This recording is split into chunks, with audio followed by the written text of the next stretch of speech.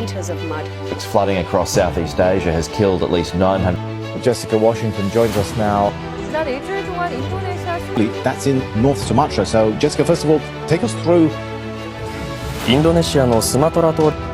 极端天气连日4电。 نحن الآن في قرية بانتيلونغ بمحافظة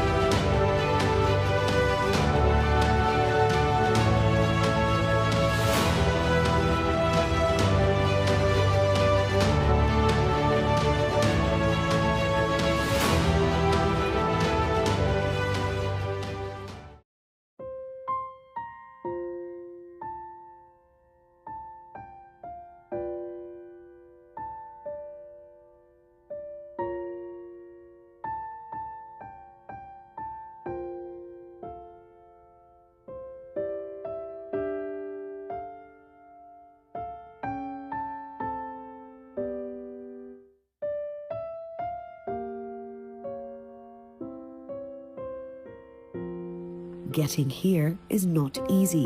Access is difficult. The roads are winding, cracked, and some have even fallen apart. Fuel is an issue, with vehicles in snaking queues waiting to fill their tanks for hours. Floods once again strike the island of Sumatra. Authorities are working Thousands of hard homes to are clear the mud submerged, and hundreds of debris, and thousands it looks as displaced if and it will lives take lost. more time. This documentary explores whether these floods are purely natural disasters or purely the result of human decisions.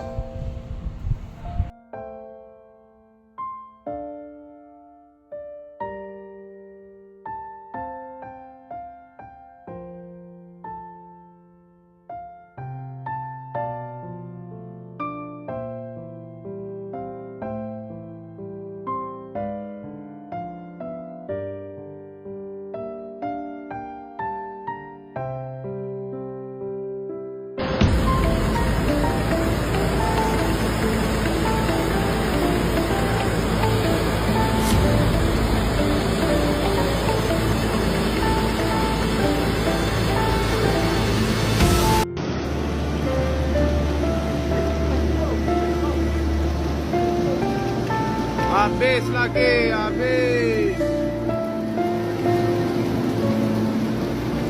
Habis. Sekejap mata dia menghabiskannya.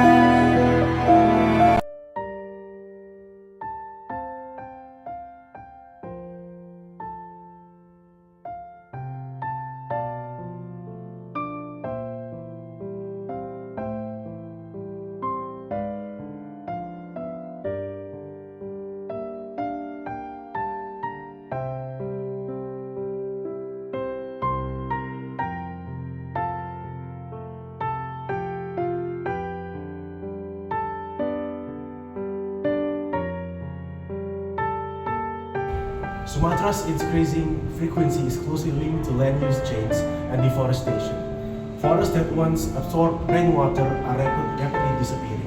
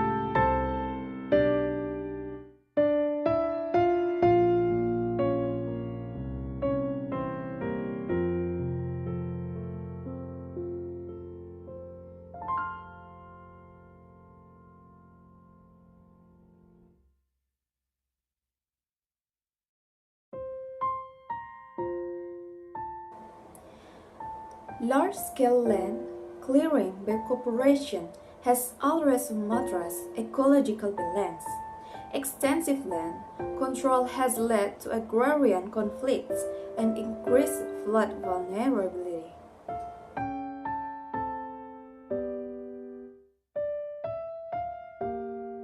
Keadaan hujan di posko kebanjiran di RT 03, di RW 02. Mohon bantuan palennya buat mereka bisa tidur dan istirahat pada bapak-bapak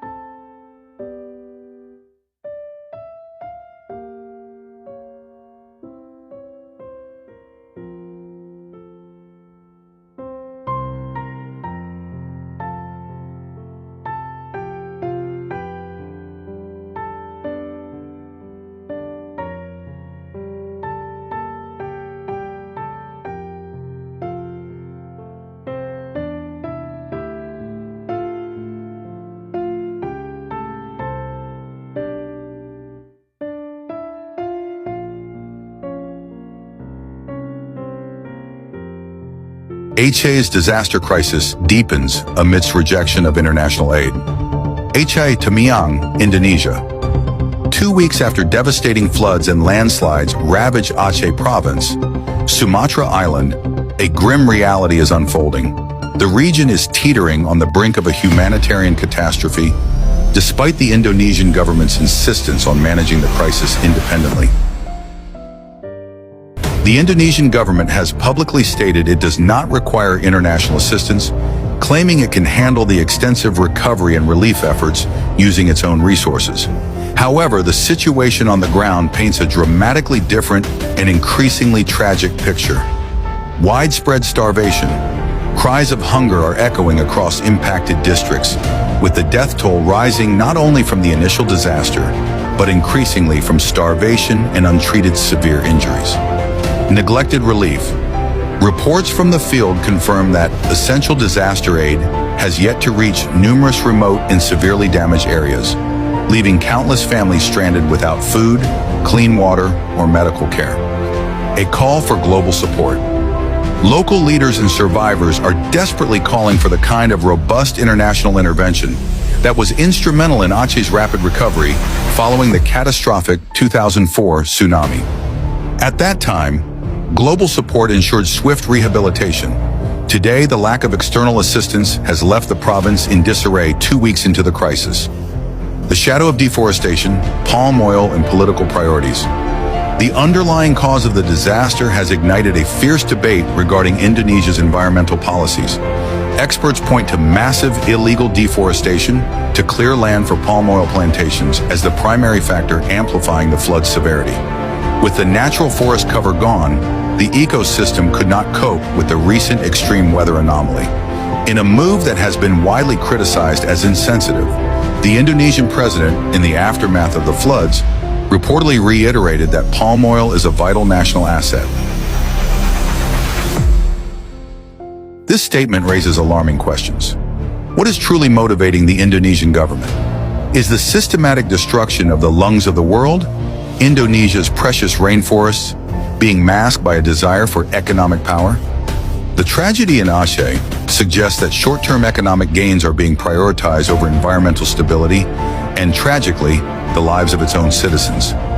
The international community must look past the official rejection of aid and acknowledge the desperate situation in Aceh. The fate of its people and the integrity of Indonesia's invaluable rainforest hangs in the balance.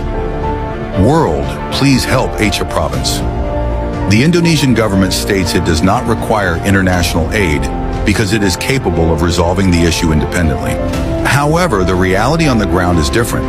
The government appears to be attempting to shield the criminals and destroyers of nature from international scrutiny. Show your humanity.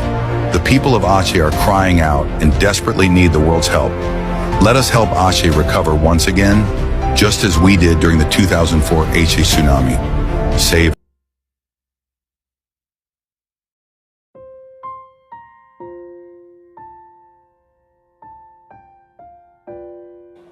Deforestation accelerates soil erosion and disrupts water systems. Provinces with high forests loss experience higher flood risks.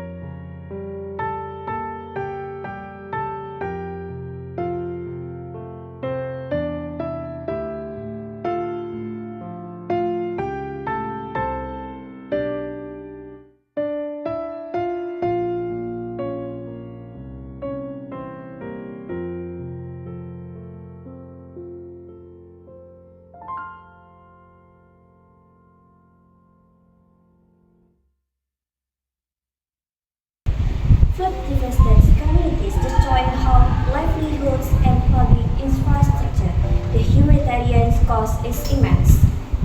Green theory view floods as nature's response to exploitations. Marxism highlights structural inequality, while constructivism explains how development narratives legitimize environmental destructions.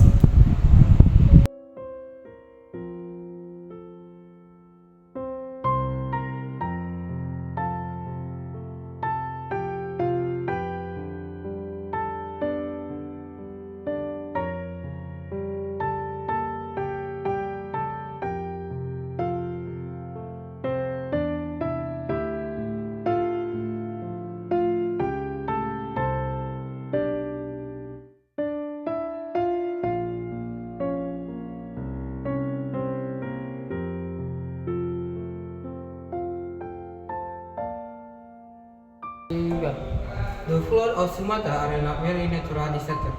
They reflect human choice and policy. Their future depends on whether their choice will change.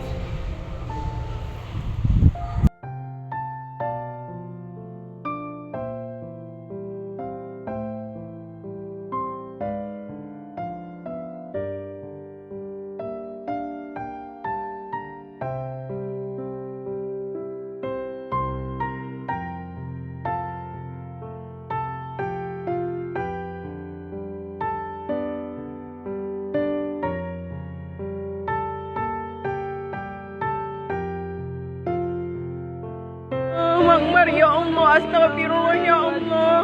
Tolong bantu doa Tuhan. Kak, nahanin kereta kita, Kak. Tengoklah ini, Kak. Allah Akbar. Allah Akbar. Itu. Allah ya Allah kali. Allah Akbar. Allah Akbar. Allah Akbar. Allah Akbar ya Allah.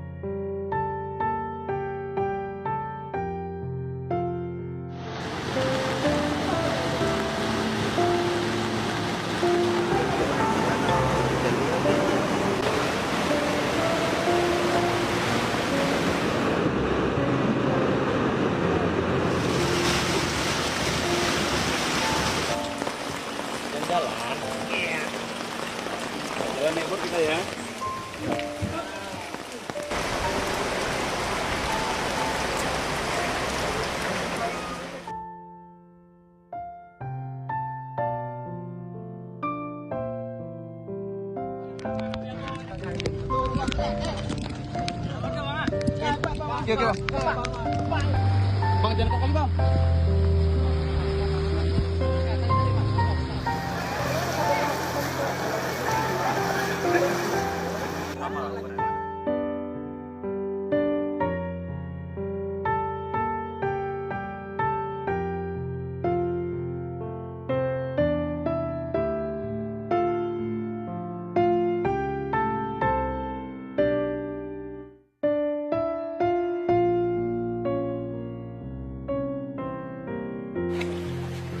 Mohon bantuannya untuk alat transportasi evakuasi untuk di desa Utagodang, Garoga, sekitarnya, Pengadol sekitarnya.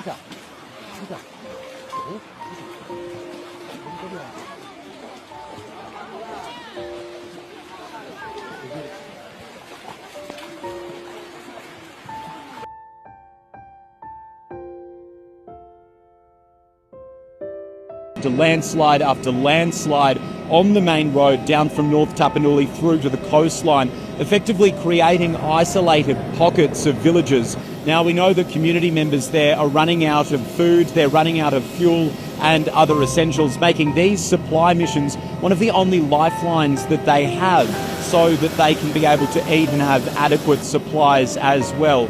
Now, Indonesia's government is facing criticism here over its response to this emergency. Many people are, of course, pointing to budget cuts here for the National Disaster Management Agency. Its budget has been cut significantly over the last few years, and analysts and experts are saying that that is having a material impact on the supply that's been able to be given to those isolated communities on the ground.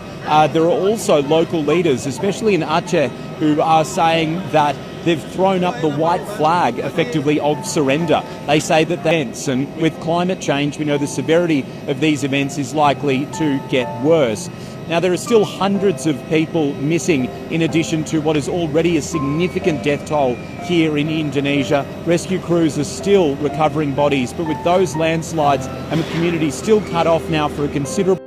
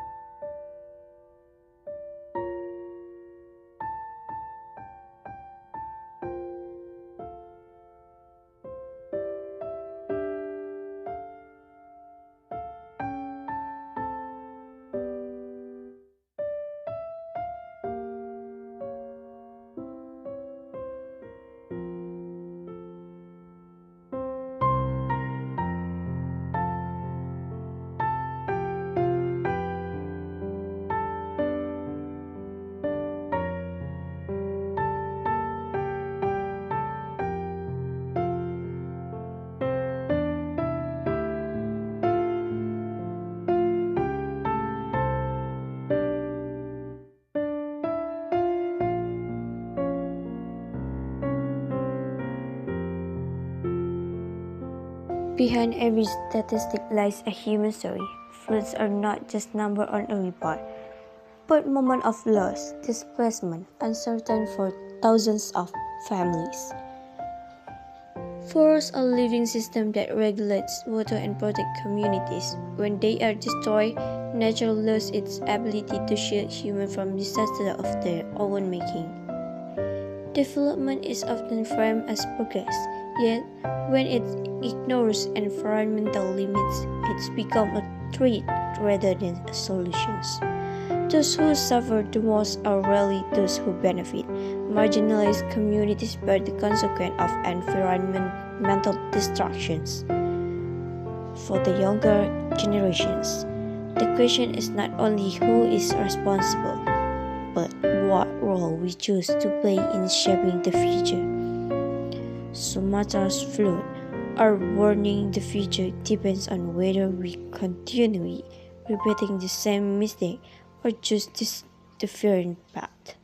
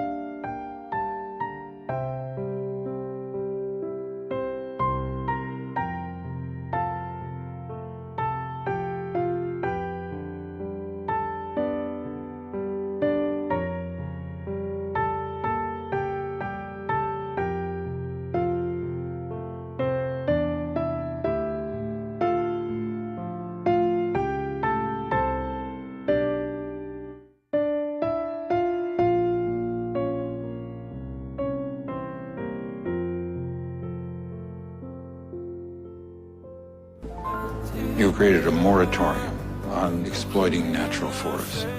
Is it being respected? Tentu ada yang menentang, ada yang tidak suka dengan moratorium policy, tapi bagi saya harus, karena banyak yang bisa dilakukan tanpa merusak lahan gambut.